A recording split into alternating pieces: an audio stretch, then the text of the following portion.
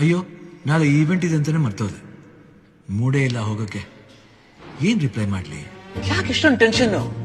ಈಗಲೇ ಎಕ್ಸ್ಕ್ಯೂಸ್ ಕೇಳಕ್ ಹೋಗ್ಬೇಡ, ನಾಳೆ ನೋಡೋಣ. ಸರಿ, ನೋಡೋಣ. ಆ ಬಿರಿಯಾನಿ ಸೂಪರ್ ಆಗಿ ಕಾಣಿಸ್ತಿತ್ತು, ತಿನ್ನಕ್ ಆಸೆ. ಬಟ್ ಆಕ್ಷನ್ ಸೀನ್ ನೆಕ್ಸ್ಟ್ ಸ್ವಲ್ಪ ಹೆವಿ ಆಗುತ್ತೆ ಅಲ್ವಾ?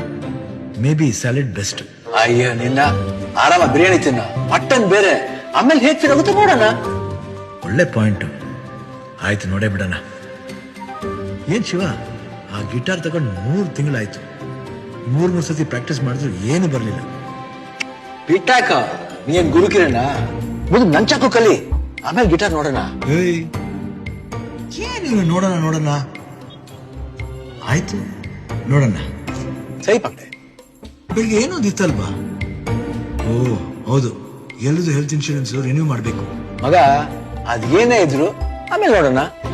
ಈ ವಿಷಯದಲ್ಲಿ ದಯವಿಟ್ಟು ನೀ ಏನು ಹೇಳಕ್ ಹೋಗ್ಬೇಡ. ಹೆಲ್ತ್ ಎಮರ್ಜೆನ್ಸಿ ನೋಡೋಣಗೆ ಕಾಯಿಲ್ಲ.